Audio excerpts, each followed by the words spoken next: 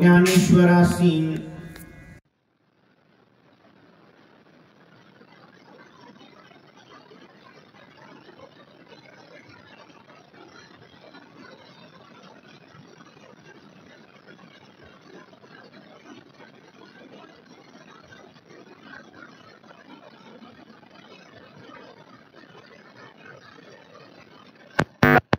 चमकला 1630ला एक तारा चमकला, जिजाऊच्या पोटी माझा सिंह जन्मला. घडविले स्वराज्य त्याने सुखावली प्रजा, घडविले स्वराज्य त्याने सुखावली प्रजा. परस्त्री माते समान असा होता माझा राजा. थेंब थेंब रक्ताची आठवण येते आम्हाला, थेंब थेंब रक्ताची आठवण येते आम्हाला. कधीच विसरणार नाही राजे वंदन तुम्हा करण्याला. पंढरीच्या देवराया दंडवत तुझ्या पाया. रणी निघता शूर न पाहे माघारी, आयुष्या मज धीरे राखा काही. संसार हाती अंतरलो दुरी, आता कृपा करी पांडुरंगा. मुक्त कैवल्य तेजोनिधी भगवान श्री ज्ञानोबाराय. अखिल कोटी ब्रह्मांड नायक पंढरीशू पांडुरंग परमात्मा. वैराग्याचे राग रसिक जगद्गुरु तुकोबाराय. सद्गुरु नारायण गिरीजी बाबा वरद विनायक भगवंताच्या चरणी साष्टांग अभिवादन करतो आणि या नैमित्तिक सेवेला आरंभ करतो.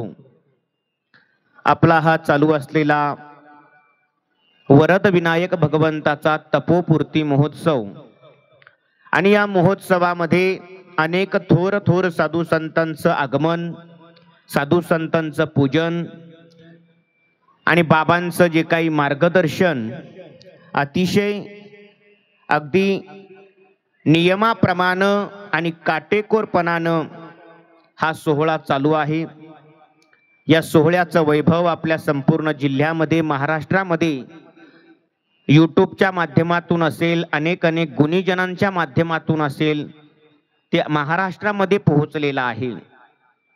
कारण गुरुवर्य बाबा महंत उद्धवजी महाराज मंडलिक बाबांचा जो काही आचार आहे, जो काही विचार आहे, तो विचार संपूर्ण संबंध महाराष्ट्राला माहिती आहे की बाबांचं जीवन म्हणजे हे दोरीतलं जीवन आहे. जिथं शिस्तप्रिय माणसं बाबांना आवडतात, शिस्तप्रिय नियोजन बाबांना आवडतं आणि अगदी त्याच नियोजनामध्ये हा वरद विनायक भगवंताचा हा सोहळा, या सोहळ्यामध्ये आजची ही प्रवचनाची सेवा बाबांच्या आदेशाने या ठिकाणी करण्याचा योग येतोय. सेवेकरिता निवडलेला जो अभंग आहे हा अभंग तुकोबारायांचा आहे. तसं पाहिलं तर प्रवचनाकरिता ज्ञानेश्वरीची ओवी घेतल्या जाते, श्लोकही घेतले जातात, गीतेचे असतील, श्रीमद भागवताची असतील, ब्रह्मसूत्राची असतील. परंतु आज मुद्दामहून मी अभंग सेवेकरिता निवडला, कारण तुकाराम महाराज मंदिरात वास्तव्य आहे आणि म्हणून आपण तुकोबारायांचाच निरोप समाजाला द्यावा या हेतून अभंग तुकोबारायांचा निवडलेला आहे. सज्जनांनो, या संपूर्ण समाजाचं जर आपण नीट निरीक्षण केलं तर आपल्या एक गोष्ट नक्की लक्षात येईल. प्रत्येक मनुष्य सकाळी उठल्यापासनं संध्याकाळी झोपेपर्यंत युद्धातून आपलं कसं रक्षण होईल याच उपायांची योजना करताना दिसतोय. तुकोबाराय बोलतात, तुका म्हणे वाहे मरणाचे भय. या मृत्यूलोकामध्ये जो जन्माला आलाय तो प्रत्येक जण आपलं रक्षण कसं होईल, आपण राखले कसे जाऊ या युद्धातून, याच उपायांची योजना प्रत्येकाची चालू आहे. तुकोबाराय तर एका ठिकाणी असं बोलतात, संतांचा उपदेश आहे हा मस्तकी, नाही मृत्यूलोकी राहणेसा. महाराज म्हणतात, या मृत्यूलोकात यावं आणि इथं येऊन मुक्काम करावा असा हा मृत्यूलोक अजिबात नाहीये. मृत्युलोकी कोण धरील वासना, पावावया जान सवे दुःख. तुकोबाराय बोलतात, या मृत्युलोकाची कोण वासना धरील बुवा. का? कारण इथं मनुष्य आला की त्याला प्रत्येकाला युद्धाला सामोरं जावं लागतं. नव्हे नव्हे, हा मृत्युलोक म्हणजे एक प्रकारची युद्धभूमीच आहे. काही भूमींचं एक आगळं आणि वेगळं वैशिष्ट्य असतं. शास्त्रकारांनी 4 भूमींचं वर्णन केलेलं आहे. शास्त्रकार बोलतात बघा, वैकुंठम ही भक्तभूमी, तपोभूमी ही कैलासम, स्वर्गलोकम भोगभूमी, मृत्युलोकम युद्धभूमी. वैकुंठ भूमी ही भक्तभूमी म्हणून प्रसिद्ध आहे. का? सगळे भक्त वैकुंठातूनच खाली येत असतात. येथे उपकारासाठी आले घरजा वैकुंठी.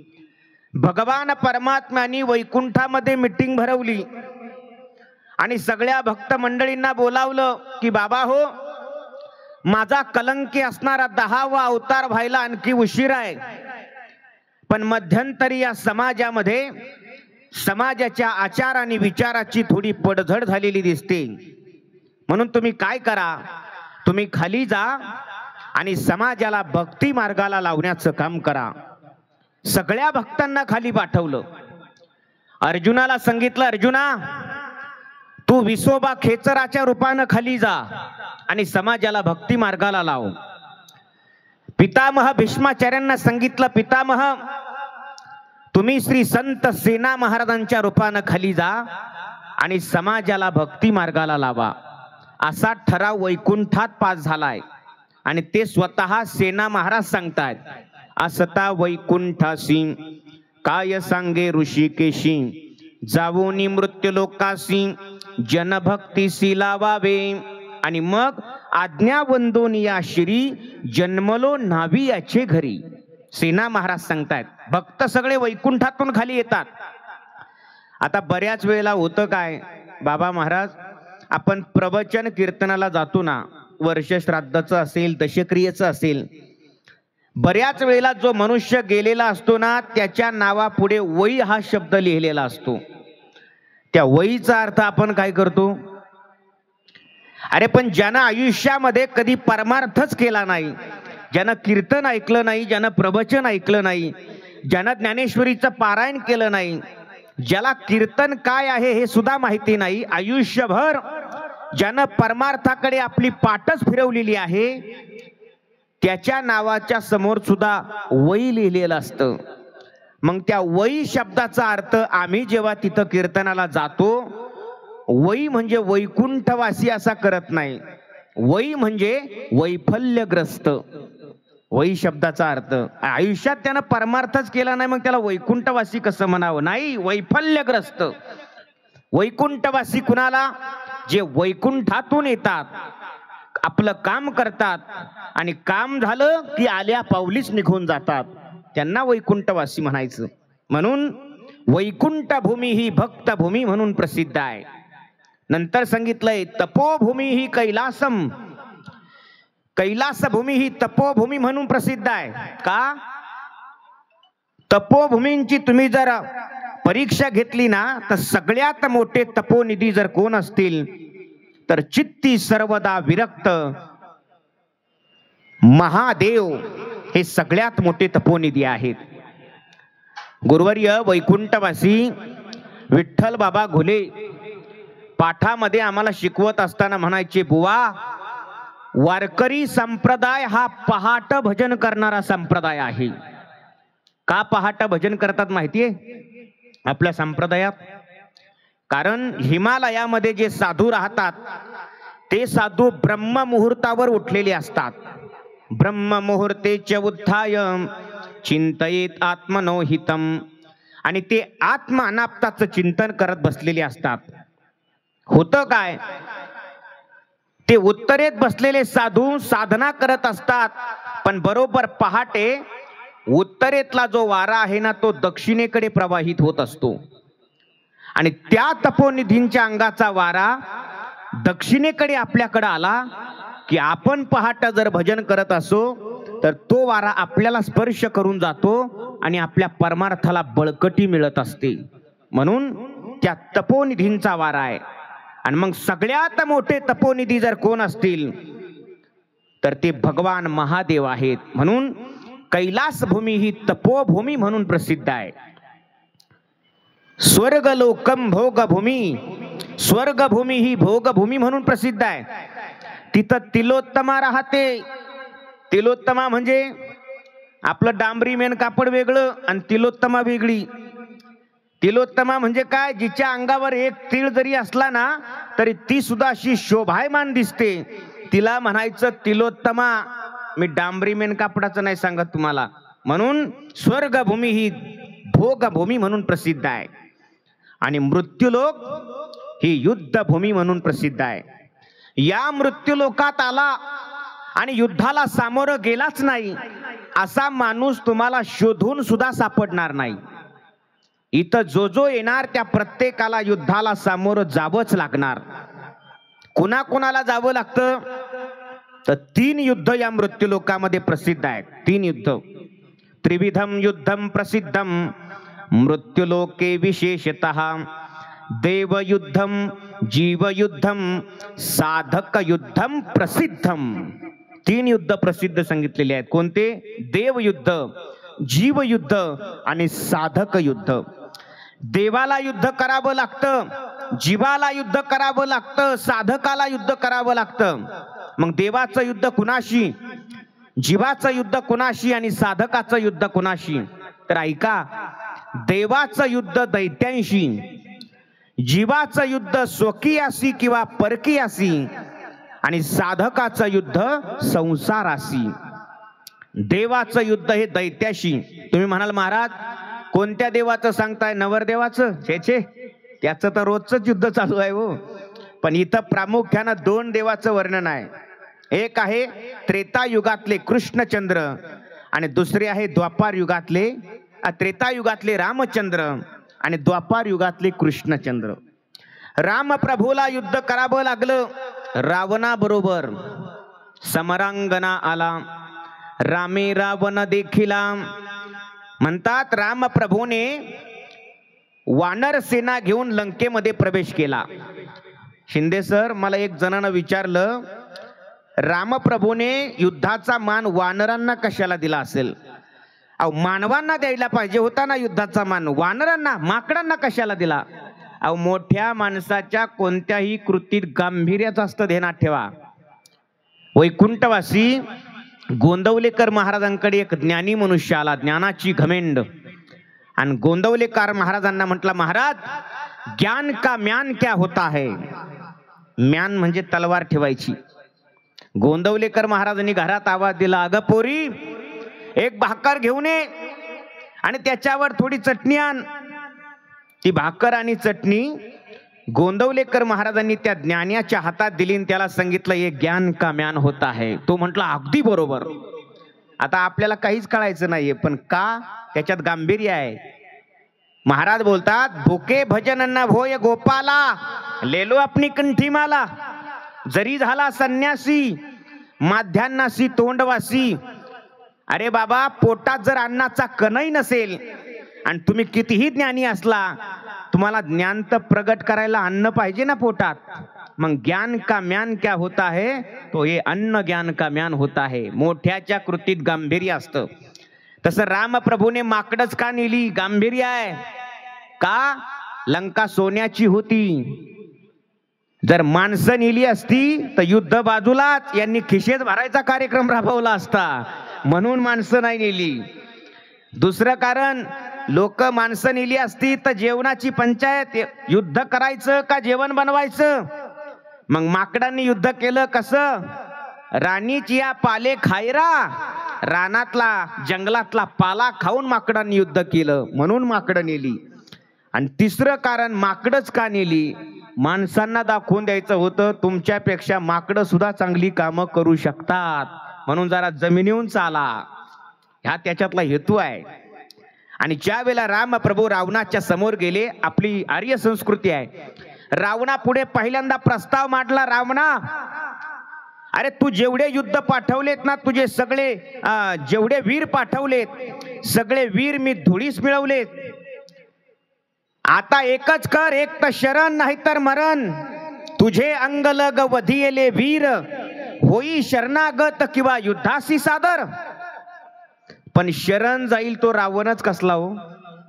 त्रेतायुगात रावण रामाला शरण गेला नाही, आणि त्या त्रेतायुगातल्या रावणाचा आदर्श कलियुगात सुद्धा बऱ्याच रावणांनी चालू ठेवलाय. 70 80 वर्षाचे झाले पण अजून रामाला शरण गेले नाही बुवा. आणि शरण न गेल्याचा परिणाम सांगू, केला रावणाचा वध. रावणाचा वध केला आणि लंका बिभीषणाला दिली महाराज. कृष्ण अवतारामध्ये भगवान कृष्ण परमात्म्यांनी कंसाबरोबर युद्ध केलं आणि कंस नावाचा दैत्य मारला. या दोनही प्रसंगात एक गमक आहे मोठा. काय गमक आहे ऐका. राम प्रभूने लंका जिंकली पण उपभोगली नाही, बिभीषणाला दिली. आणि कृष्णचंद्राने मथुरा जिंकली पण उपभोगली नाही, उग्रसेनाला दिली. 8-10 वर्षापूर्वी एक महाराष्ट्राचा जाणता नेता म्हटला होता, रामायण महाभारताची काय गरज आहे.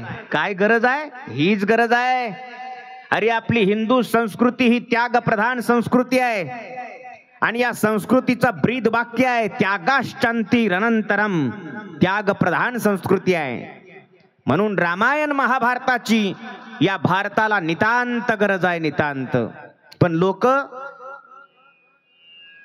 ज्यांचे आणि आपले समविचार नाही त्यांच्याबरोबर युती करतात. ज्यांना देव मान्य नाही, देवाचे विचार मान्य नाही, त्यांच्याबरोबर युती करतात. मग तुम्हाला ही युती करायला जमतं, हे विचार जमतात, आणि मग आमच्या रामचंद्राच्या विचाराच्या आणि कृष्णचंद्राच्या विचाराच्या तुम्हाला काय वांट्या होतात का? मी का बोललो हे देवयुद्ध आहे. दुसरं आहे जीवयुद्ध. जीवाला युद्ध करावं लागतं, स्वकीयासी किंवा परकीयासी. दोन जीव जर एकत्र आले ना तर निवांत राहतच नाही बुवा. भांडणं केल्याशिवाय राहणारच नाही. कोण कोण? दोन जीव म्हणजे 2 जावा, 2 सवती, 2 आवा, 2 बुवा, 2 शास्त्री, 2 मिस्त्री, 2 हट्ट, 2 भट्ट आणि 2 हलकट्ट एकत्र आले की भांडण होणार म्हणजे होणार बुवा. नामदेवरायच्या गाथ्यात भारत महाराज सवतीचं भांडण आलेलं आहे. म्हटले भगवान शंकरजी पार्वतीला मांडीवर घेऊन बसलेले होते.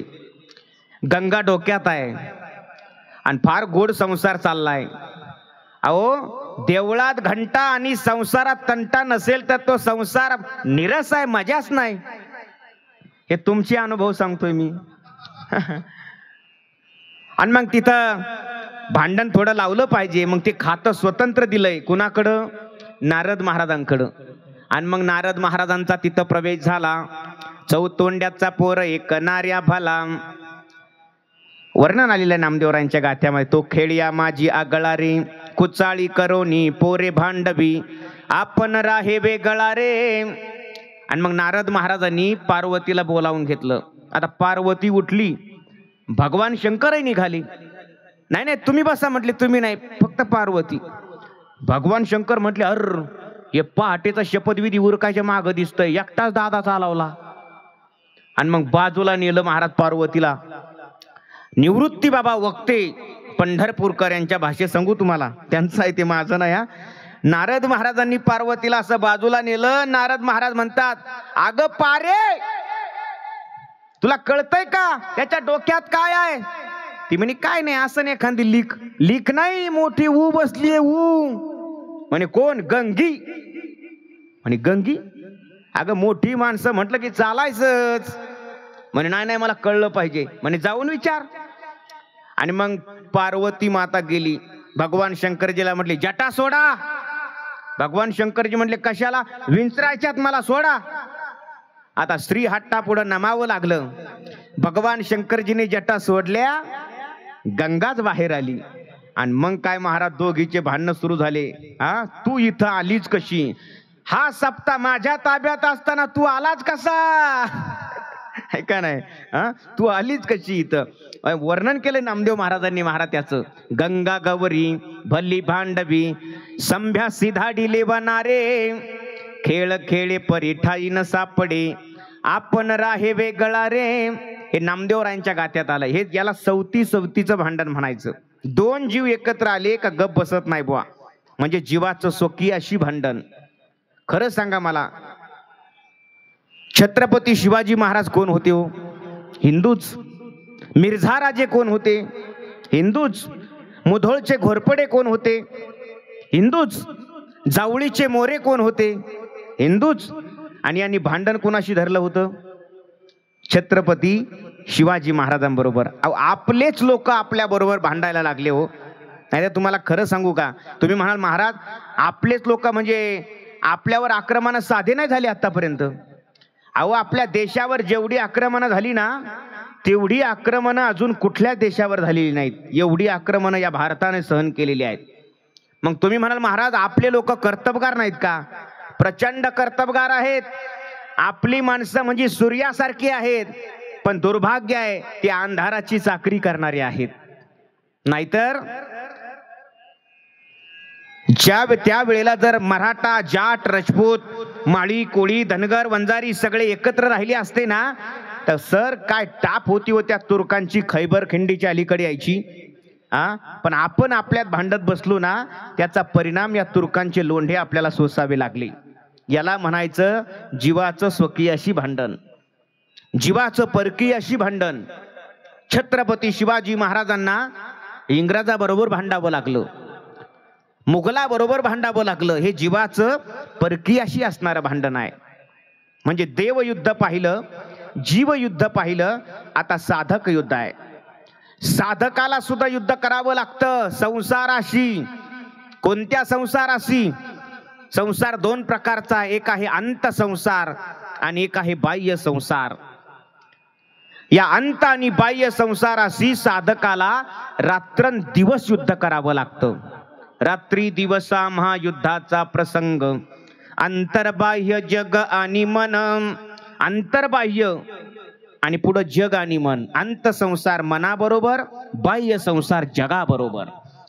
या साधकाला अंत संसारात मनाबरोबर युद्ध आहे. मनाबरोबर का? मन या पटाच्या आधारानं बरेच विकार रेखाडलेले असतात. ज्ञानोबा बोलतात, जेत संसार चित्र उमटे, तेत तो मनोरूप पटू फाटे. या मनरूपी पटाच्या आधारानं बरेच विकार लपलेले असतात. मग साधक त्यांना मारत नाही, त्या साधक त्या विकारांना जेरबंद करतो. महाराज विकारांना जेरबंद करतो. काम क्रोध बंदी खानी, तुका म्हणे दिले दोन्ही, इंद्रियाचे धनी आम्ही झालो गोसावी. याला म्हणायचा अंत संसार. आणि बाह्य संसार कोणाबरोबर? जगाबरोबर. जगाबरोबर म्हणजे समाजाबरोबर. तुम्ही म्हणाल महाराज समाजानं साधकाचं काय घोडं मारलंय? अहो, समाजच साधकाचं घोडं मारतो. माझ्याकडे मुद्दे आहे, तुम्हाला प्रमाण देऊन सांगेल काय केलंय समाजानं साधकाला. ऐका, समाज साधकाच्या परमार्थाला हसतो. तुका म्हणे हासे जन. साधकाच्या आता हे आपले मुलं जे कीर्तनाला टाळ घेऊन उभे राहतात, नाचतात, काही लोक हसतात त्यांना. सगळे नाही पण एखादा बघा बघा गणप्याच्या मुलानं टाळ घेतला, नाचतोय ते. म्हणजे आमचं पोरग हरिपाठात नाचायला लागलं तर तुम्ही हसता, आणि तुम्ही डीजे पुढे नाचता तेव्हा. अरे तुम्हाला नाचता तरी येतं रे. तुमच्यापेक्षा म्हशी बऱ्या उदाळा, त्या म्हशी बऱ्या भोंगा चांगल्या करतात. पण साधकाच्या परमार्थाला हसतात लोक, साधकाच्या परमार्थाची निंदा करतात. ज्ञानोबा बोलतात, मनोनी ते न मानिती आणि निंदा ही करू लागती, सांगे पतंग काय सहाती प्रकाशात. ज्ञानोबा बोलतात, जसं त्या पतंग नावाच्या किड्याला प्रकाश सहन होत नाही ना, तसा काही लोकांना साधकाचा परमार्थ सहन होत नाही. अखंड संत निंदी अवघी अभाग्याची बुद्धी, सारखी ते साधकाची निंदा करत असतात. महाराज हे तुकोबा बोलतात एका ठिकाणी, जो स्मरे रामनामा त्यासी म्हणती रिकामा, तीर्थयात्रा करी त्यासी म्हणती भिकारी. हे तुकोबारांचं प्रमाण आहे. आपण म्हटलं का हो, तुमच्या त्या शेजारचे भाविक रोज 1.5 लाख नामजप करतात. अहो रिकाम टेकडा आहे तो, काम नाही त्याला. आणि तुम्ही अहो गावात भांडणं लावायचं पवित्र काम माझ्याकडेच दिलंय. तुका म्हणे धन्य वंश त्या नराचा. अहो तुमच्या शेजारी तीर्थयात्रेला जातात, भिकारी आहे तो, खायला मिळत नाही म्हणून जातो. आणि तुम्ही अहो रविवारची कुठं दावत असली तर सोडितच नाही मी. धन्य माता पिता तयाचिया. साधकाच्या परमार्थाची निंदा करतात. आणखी सांगू, साधकाला परमार्थापासून परावृत्त करण्याचा प्रयत्न करतात. जाती कुळाची बंधनं घालतात. अरे बाबा, आपल्या जातीत आपल्या कुळात असा कोणी परमार्थ करत नाही, केला नाही, जाऊ नकोस कीर्तनाला, गळ्यात माळ घालू नकोस. पण साधक असा भक्कम असतो ना, तो सुद्धा ठणकावून सांगतो, याती कुळ माझे गेले हरपोनी, श्रीरंगा वाचोनी अनुनेने, किती वो शिकवाल मज वेळो वेळा, मी तया गोवळा रथ लिये. तो सुद्धा सांगतो, मी त्या परब्रह्माशी रथ झालोय. आता मला जाती कुळाची बंधनं घालून परमार्थापासून परावृत्त करू नका. पण लोक मात्र परावृत्त करण्याचा प्रयत्न करतात साधकाला. आणि शेवटचा ऐका, समाजच साधकाचा घात करतो महाराज. तुका म्हणे घात व्हावे ऐसे करी नीत. समाज घात करण्याचा प्रयत्न करतो. अहो शिवबा कासाराच्या बायकोने तुकोबारांच्या अंगावर उकळलेलं पाणी टाकलं होतं. कशाच्या दृष्टीने हो? घात करण्याच्याच दृष्टीने. त्या मंबाजीबुवाने तुकोबारायांना काट्याच्या फासानं मारलं. कसं मारलं? एक काठी पिंजोनी जाती, तो दुसरी सत्वर घेतली हाती. मारून मारून एक काठी पिंजून गेली की दुसरी घ्यायची आणि मारायला सुरुवात करायची. हे कशाच्या दृष्टीनं? खरं सांगा बाबा महाराज, तुकाराम महाराजांनी जर ठरवलं असतं तर मंबाजीबा माती गाठला नसता. ही ताकद होती तुकोबारायकडं. पण तुका म्हणे काम क्रोधा हाती घेतले रे. काम क्रोधाला आवरलेलं होतं महाराज. म्हणून साधकाचं युद्ध विकाराशी आहे, समाजाची आहे. मग महाराज, अशा संकटामध्ये साधकानं काय करावं? तर शास्त्र सांगतंय, अशा संकटात साधकानं स्वतःचं आत्मरक्षण करून घ्यावं.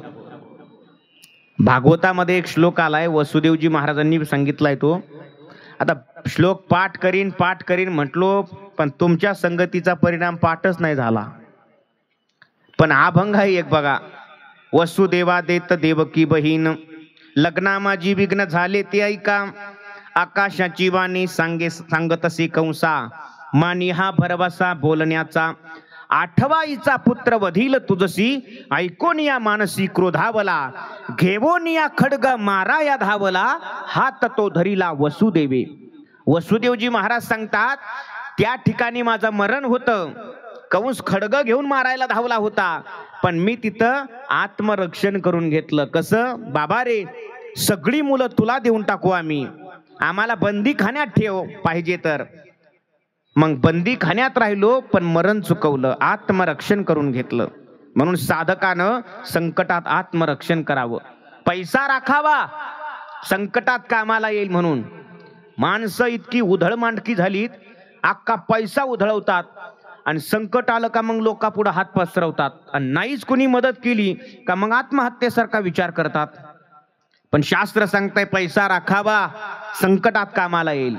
आणि पुढं ऐका, याच्याही पुढं शास्त्र सांगतंय, असा राखलेला पैसा गेला तरी चालेल, पण पप्याच्या आईची मर्जी राखावी. हे मी नाही बोलत बाबा महाराज, शास्त्र सांगतंय. दारै रपी धनै रपी आत्मानम सततम रक्षेत. दारै धनै म्हणजे पैसा आणि बायको. पैसा राखावा, कामाला येईल.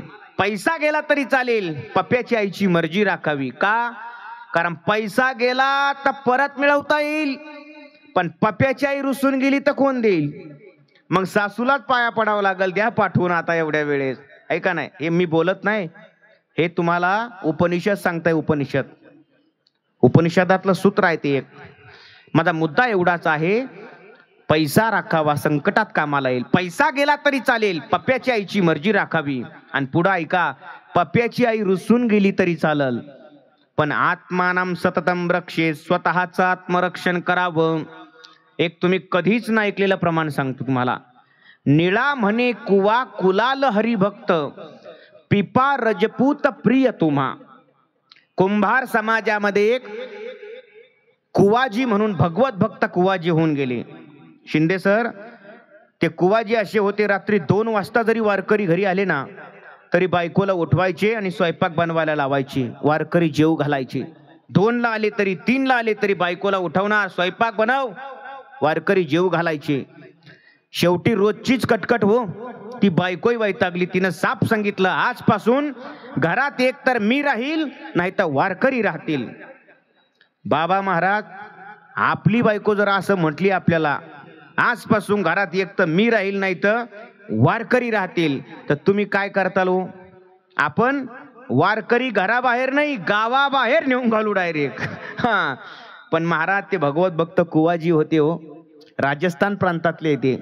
पण निळोबरांनी त्यांची दखल गात्यात घेतली. तुका म्हणे कुवा कुलाल हरिभक्त, पिपा रजपूत प्रिय तुम्हा. हा, ते भगवत भक्त होते महाराज. आणि त्यांनी बायको गेली तरी चालेल, तिला सांगितलं जा, निघून गेली होती शेवटी, पण सेवा नाही सोडली वारकऱ्यांची. याला म्हणायचं आत्मानम सततम रक्षेत. आणखी सांगू तुम्हाला, वैकुंठवासी आपले उंबरेकर महाराज एक दृष्टांत सांगायचे. एक साधू होते म्हटले, आणि त्या साधूकडे एक मुलगा जायचा. साधूने त्यांना विचारलं मुलाला, का रे बाबा, तू काय जीवनामध्ये आत्मरक्षणासाठी परमार्थ केलाय का? तो म्हटला, काय गरज नाही मला, आजी आहे, आजोबा आहे, आई वडील आहेत, बायको आहे, काय परमार्थ करायची गरज वाटत नाही. साधू महाराजांनी सांगितलं, बाळ, त्यांचं प्रेम खोटं आहे, तुला बघायचं का? 1 महिना माझ्याकडे. 1 महिना पोरग गेलं. साधूने त्या पोराला योग शिकवला. असा योग शिकवला की आता त्याला 3-3 तास समाधी लागायला लागली. आणि त्याला सांगितलं, बाळ, तुझी बायको कितीला उठते? म्हणे 5 वाजता. तुला कितीला उठवते? 6 वाजता. मग उद्या तू 5:45ला समाधी लावायची आणि 3 तास पडून राहायचं फक्त. म्हणे अहो मला जाळतील. अरे मी आहे ना, टायमालाच येतो बरोबर. पोरानं बरोबर 5:45ला समाधी लावली. बायको 6 वाजता उठवायला गेली तर शरीर गार पडलेलं, आरडाओरडा केला, पाहुणे रावळे बोलावले आणि मग तयारी सुरू झाली. कोण तिरडी बांधतय, कोण खारीक आणतय, कोण मुरमुरे आणतय. आणि तेवढ्याच साधू महाराजांचं आगमन झालं. आणि साधू महाराज आल्यावर पोराची आजी म्हणायला लागली, साधू महाराज, अहो बघा, तुमच्याकडे येत होता आमचा पप्या, गेला तू आता. त्या यमाला माझी चिठ्ठी का नाही सापडली? याची चिठ्ठी का सापडली? आजोबाई म्हटले, मला का नेलं नाही? बाप म्हटला, मला का नेलं नाही? बायको म्हटली, मला का नेलं नाही?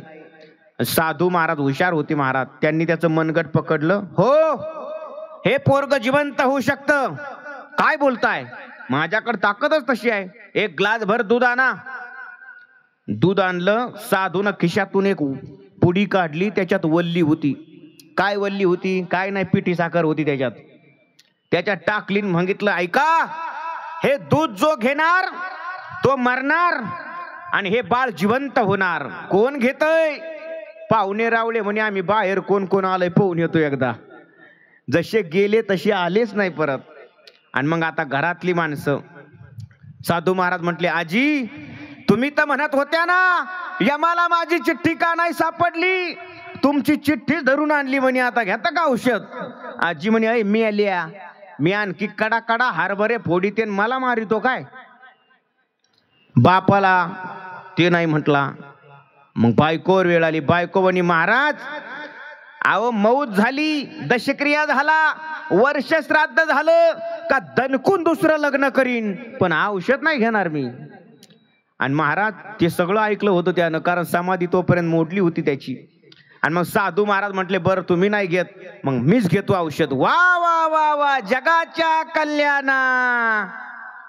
हे प्रमाण असे पाठ करून ठेवलेत ना लोकांनी, बरोबर वारकऱ्याला कात्रीत धरता येईल असं. एखादा वारकरी जर पंढरपूरला गेला नाही ना, पंढरीचा वारकरी आणि वारी चुकवून दी हरी, आणि तुम्ही सुखे येतो घरा नारायण, अशी कान फडा दिली पाहिजे ना. त्याच्या वारकऱ्यापेक्षा बावळाटाचा जादा पाठा झालाय सध्या. हा. आणि मग महाराज, साधू महाराज म्हटले, मीच घेतो. जरूर घ्या. साधू महाराज, जर तुम्ही औषध घेतलं ना तर सांगू तुम्हाला, तुमच्या पुण्यतिथीचा उत्सव दरवर्षी टोलेजन साजरा करू. त्या पोराचा बाप म्हटला, नाही नाही, अहो कळसापर्यंत तुमच्या समाधीचं मंदिर बांधू, पण औषध तुम्हीच घ्या. साधू महाराजांना घेतला ग्लास आणि लावला तोंडाला आणि दूध घेऊन टाकलं. आणि मग महाराज त्याच्या अंगावरचं वस्त्र बाजूला केलं त्या लेकराच्या. ते उठलं, त्याला सांगितलं, बाळ ऐकलं ना सगळ्यांचं, मग आता थांबायचं का यायचं माझ्या बरोबर? ताड दिशी उठला, निघाला साधू महाराजा बरोबर. ती आजी म्हणे, पप्या कुठं चालला? कुठं चालला? तुला हरभरे आणायला चाललो म्हणे. काय हरभरे, काय खायचे तेवढे? मी का सांगितलं तुम्हाला हे महाराज? आत्मानम सततम रक्षेप दारैरपी धनैरपी, कोण कोणाचं नाहीये, ध्यानात ठेवा. स्वतःचं संरक्षण माणसानं करून घ्यावं. आत्मानम सततम रक्षेत. मग महाराज स्वतःचं संरक्षण महत्वाचं आहे. आम्ही सुद्धा स्वतःचं संरक्षण करू, पण जर हे विकार, एक विकार नाही ना महाराज इथं, अहो एका विकाराचं दमन आम्हाला होत नाही, तर इथं विकारांची मांदी आळी उभी आहे.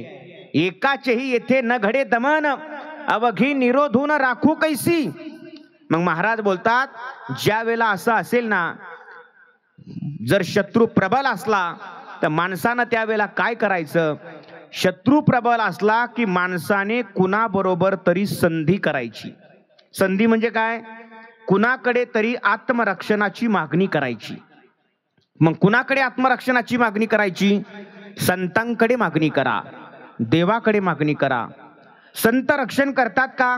नक्की करतात महाराज. तुम्ही सांभाळिले संती, भय निरसली खंती, किंवा सांभाळिले सांभाळिले सांभाळिले अनाथा, विश्रांती पावलो सांभाळा उत्तरी. संत सांभाळतात महाराज. कुणाला सांभाळलं? हैबतराव बाबा. एकदा गोंडाळने भिल्लांनी हैबतराव बाबांना वेढलं होतं. गुहेत टाकलं, बाहेरून दगडं लावून घेतली. हैबतराव बाबा हे ज्ञानोबारांचे वारकरी होते. हात जोडले आणि सांगितलं, माऊली मला या संकटातून सावरा, माझं रक्षण करा, मी जन्मभर तुमची सेवा करीन. ज्ञानोबाराय त्या भिल्लांच्या राजाच्या बायकोच्या स्वप्नात गेले. आता तुम्ही म्हणाल बायकोच्या स्वप्नात का गेले? कारण ज्ञानोबारांना माहिती होतं हे बायकांचं जेवढं ऐकतात ना तेवढं स्वतःचं सुद्धा ऐकत नाही. म्हणून त्या राजाच्या बायकोच्या स्वप्नात गेले आणि तिला सांगितलं, बाई माझा भक्त तुम्ही डांबून ठेवलाय, त्याला सोडून द्या. त्या भक्ताच्या कृपेनं तुम्हाला पुत्र प्राप्ती होईल. आणि महाराज मग हैबतराव बाबांना सोडण्यात आलं. हैबतराव बाबांनी आपल्या सरदारकीचा राजीनामा दिला, कारण ते शितोळे सरदार होते. मंदिरात आले आळंदीला, ज्ञानोबारांच्या समाधी पुढं गळ्यात विना घातला आणि ज्ञानोबारांचं भजन सुरू केलं. महाराज म्हणतात, हैबतराव बाबांचं जर भजन चालू झालं ना तर ज्ञानोबारांची समाधी डोलायची. महाराज आजही तुम्ही आळंदीला गेलात तर मंदिरात गेल्याबरोबर उजव्या हाताला हैबतराव बाबांची समाधी आहे. हैबतराव बाबांना सांभाळलं. संत सांभाळतात. संतांना सांगा माझा सांभाळ करा, किंवा भगवंत सांभाळतो. महाराज भगवंतानं कित्येक जणांना सांभाळलं. देवाला विनंती करायची, राख राख पंढरीराया, तुका म्हणे गेलो वायाम. देवाला म्हणा, क्षणोक्षणा सांभाळितो, साक्षी होतो आपुला. भगवान सांभाळतो. महाराज कसा सांभाळतो? 5 प्रकारातून देव सांभाळतो. कोणते प्रकार ऐका? देव बळ देऊन रक्षण करतो, उपाय सुचवून रक्षण करतो, अंगीकार करून रक्षण करतो, जागा देऊन रक्षण करतो. जागा देऊन म्हणजे काय? सोलापुरातून पडते म्हणून पुण्यातून उभं केलं, बरोबर, हा, जागा देऊन रक्षण करतो. नंतर धीर देऊन भगवान आपलं रक्षण करतो. महाराज तुकोबारा देवाला सांगता, देवा बास मला बळ देऊ नका, अंगीकार नको, उपाय नको, माझं धीर देऊन रक्षण करा. कसं रक्षण करा? रणात उडी टाकलेला योद्धा जसा धीरपूर्वक उडी टाकतो ना, बास देवा माझं असंच रक्षण करा. रणी निगता शूर न फिरे माघारी, आईशा मज काही राखा आता. देवा माझं असंच रक्षण करा तुम्ही. हे तुम्ही देवाला सांगा. देव रक्षण करतात. महाराज भगवान रक्षण करतो. कसं रक्षण करतो? आपली वेळ संपत आली, अगदी 5 मिनिटात थांबणार आहे. 5 मिनिट आपल्याकडे आहेत. ऐका कसं रक्षण करतो भगवान परमात्मा. अनेक अनेक मुद्दे आपल्याला देता येतील. ज्या वेळेला छत्रपती शिवाजी महाराज छत्रपती शिवाजी महाराज जेव्हा गोवळकोंड्याला गेले ना, गोवळकोंड्याचा बादशाह महाराजांना म्हटला होता, महाराज गोवळकोंडा देखने आएंगे, जरूर आएंगे. आणि जेव्हा महाराज गोवळकोंडा पाहायला गेले ना, त्या बादशहानं हत्तीच्या रांगा उभे केलेल्या होत्या. आता त्या काळात हत्तीला राजभूषण म्हटल्या जायचं.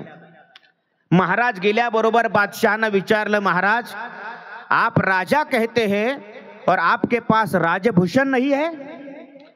तसं छत्रपती शिवाजी महाराज कडाडले, अरे हमारा एक एक मावला ही एक एक राजभूषण है, जांच लेंगे, परीक्षा घेणार. आणि मग महाराज बादशाहनं आपला एक राजभूषण हत्ती रणांगणात उतरवला आणि राजाला म्हटला, महाराज आपका राजभूषण कौन है? तसं महाराजांनी पाठीमागं पाहिलं तर येसाजी होता. महाराज येसाजीनं पाहिल्याबरोबर राजांना सांगितलं, राजा मी जातो, टाक उडी येशा, मी आहे. येसाजीनं रणांगणात उडी टाकली, धीरपूर्वक उडी टाकली.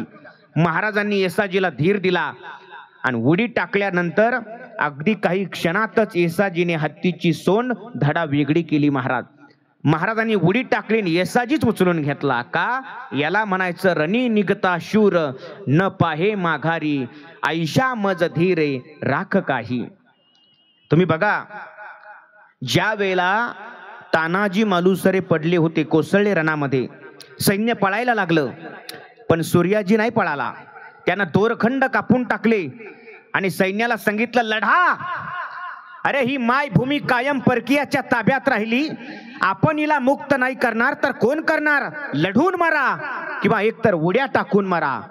असा धीर मिळाला महाराज सैन्यांना आणि असं युद्ध झालं. राजपुतांची दानादिन उडाली, गडच जिंकला महाराज.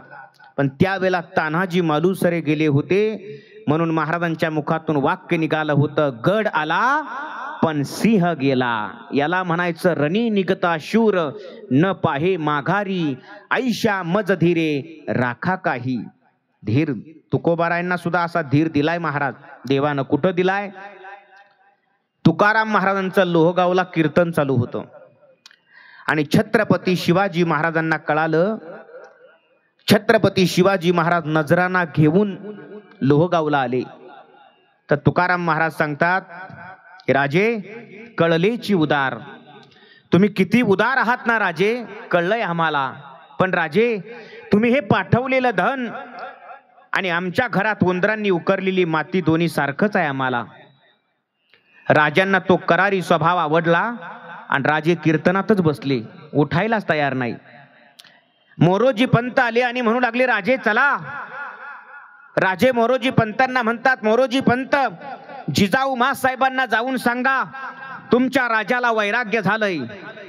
तो बाह्य शत्रू जिंकण्याच्या पेक्षा अंतशत्रू जिंकण्याच्या पाठीमागं लागलाय. तुकाराम महाराजांना कळालं यांना करपट वैराग्य झालंय, ज्याला स्मशान वैराग्य म्हणतात. तुकाराम महाराज म्हणतात, राजे बसा, कीर्तनात बसा, आपण कीर्तन करूया.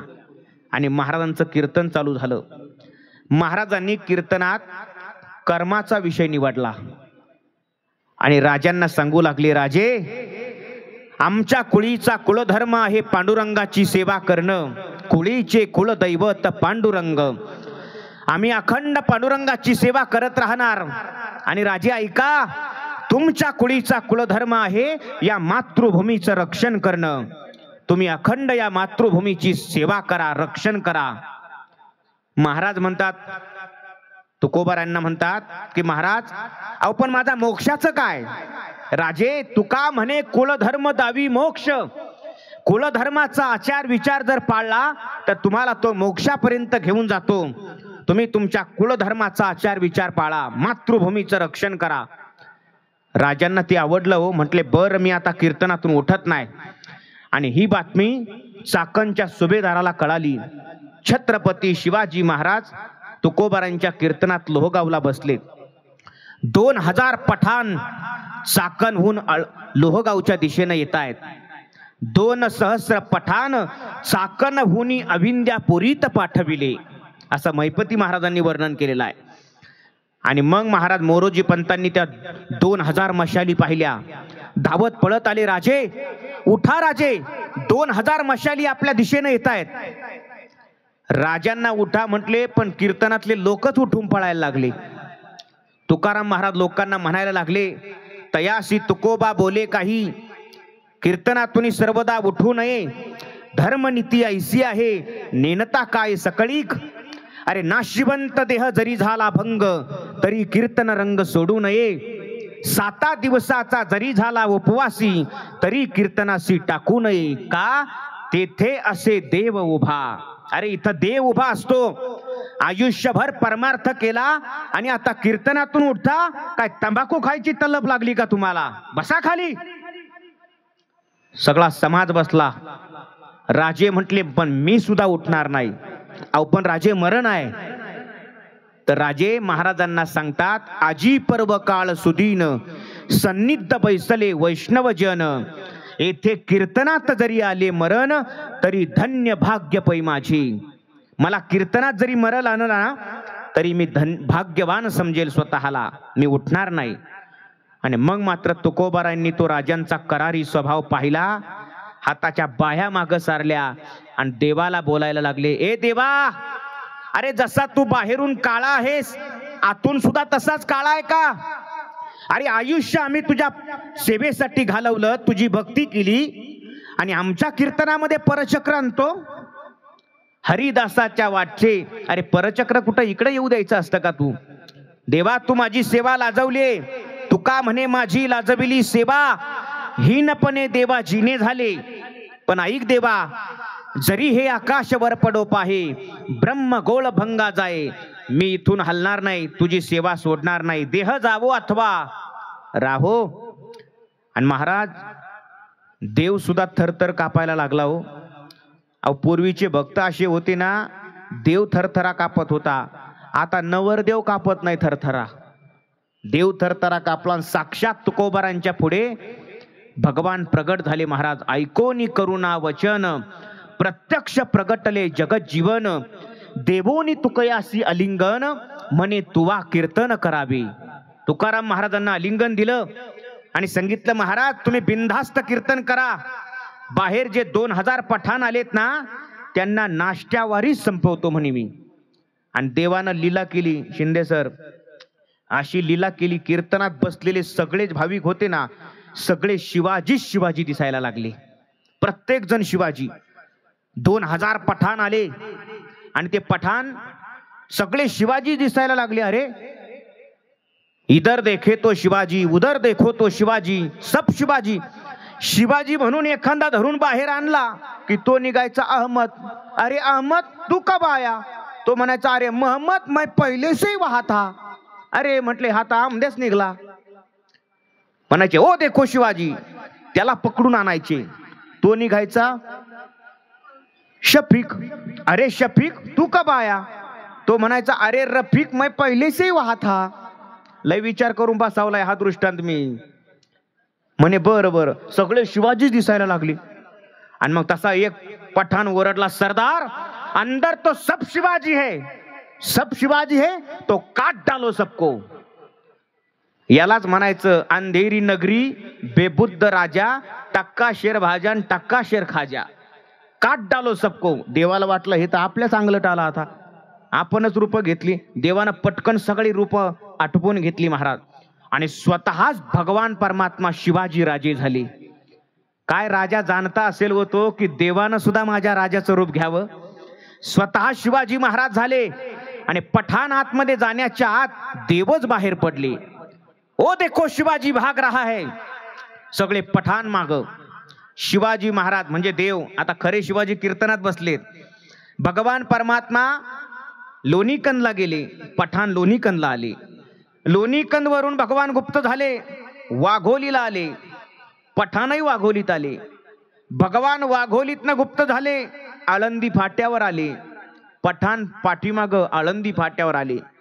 देवानं अशी जागा निवडली ना, असं काटेरी वन निवडलं. काटेरी वन, ज्या वनात अरे माणसं काय मुंगूस सुद्धा घुसणार नाही असं वन निवडलं. प्रचंड काटे. आणि त्या काट्यात शिरले भगवान. हे 2000 पठाण त्या काटेरी वनात शिरले. असे साळून निघले. सगळ्या अंगातून रक्त निघालं. एकाच्या अंगावर कपडा राहिला नाही. दिगंबर झाले सगळे पठाण. कपडाच राहिला नाही काटेरी वनात. आणि मग देवानं वाऱ्याला आज्ञा दिली.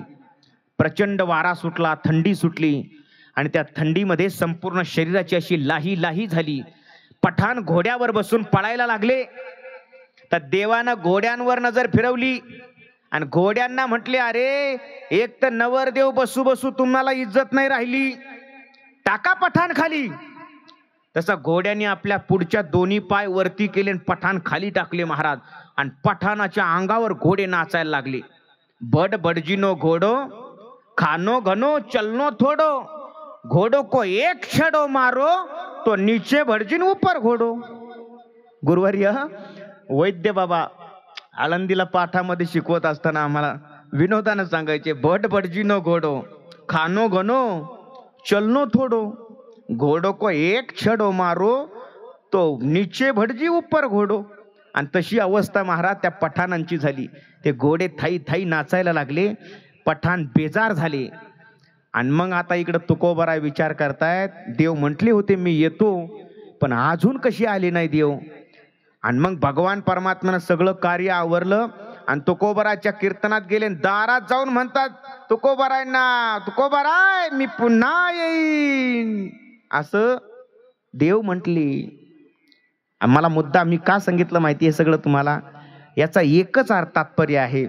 तुकाराम महाराजांना जसं देवानं धीर दिला, धीर नुसता धीर नाही दिला, धीर देऊन रक्षण केलं तुकोबारायांचं, तसं तुकाराम महाराजांनी देवाला विनंती केली होती, देवा रणी निघता शूर न पाहे माघारी, आईशा मज धीरे राखा काही. का देवा, अरे या विकाराबरोबर आमचं युद्ध चाललंय आणि युद्ध करता करता आम्ही या संसारापासून प्रचंड दूर गेलोय.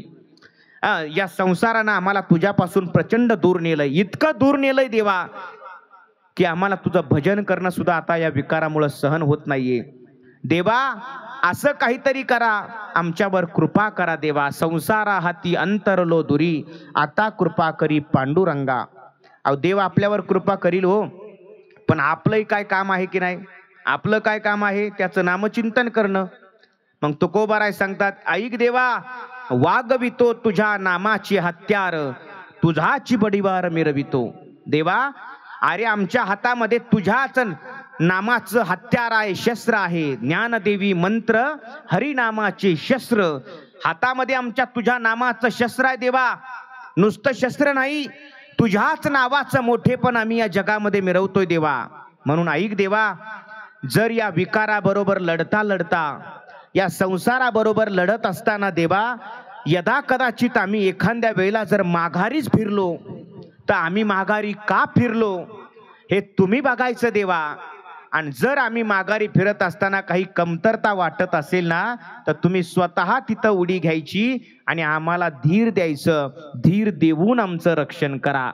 तुकोबाराय अभंगाच्या शेवटच्या चरणामध्ये सांगतात, तुका म्हणे मज फिरता माघारी, तेथे उणे पुरे तुम्ही जाना. देवा काय ऊन झालं, कमी जास्त झालं ते तुम्ही बघायचं आणि आमचं तिथं रक्षण करायचं. अशा अर्थाचा अभंग आपण प्रवचन रूपी सेवेकरता निवडलेला होता. इथं विनंती, प्रवचन करत असताना एकच प्रार्थना करायची. गुरुवर्य बाबा महंत उद्धवजी महाराज मंडलिक बाबांनी आम्हा सर्व शिष्य मंडळींना अतिशय प्रेम दिलं. प्रेमानं आमचा सांभाळ करतात. जसं म्हणतात, घार हिंडे आकाशी, चित्त तिचे पिलापाशी. घार जशी आकाशामध्ये फिरत असते पण तिचं चित्त मात्र पिलाजवळ असतं, तसं बाबा कुठेही असले तरी नारायणगिरी महाराज आश्रमात विद्यार्थ्यांचं काय चालू आहे, तुकाराम महाराज मंदिरात अंकुश महाराजांचं काय चालू आहे, वरद विनायक सेवाधामला इकडे भारत महाराज असतील, बाबा महाराज असतील, सगळ्यांचं काय चालू आहे, सगळ्यांना फोन असतात, सगळ्यांची विचारपूस असते. मग यालाच म्हणतात महाराज धीर देणं. म्हणून अभंगही मी तसाच निवडलाय आणि तो प्रार्थना हीच करायची, बाबा जेव्हा जेव्हा आम्ही परमार्थ करत असताना कुठंतरी आम्ही खचून जाऊ, कुठंतरी आम्ही माघार घेऊ, त्यावेळेला बाबा नेहमी आमच्या पाठीमागं असेच खंबीर उभे राहा, आम्हाला असाच धीर देत राहा. कारण तुमच्या एका शाबासकीने आमच्यामध्ये कितीतरी पटीनं बळाची ऊर्जा निर्माण होत आहे. म्हणून ही ऊर्जा बाबांच्या शाबासकीने, बाबांच्या आशीर्वादाने होते.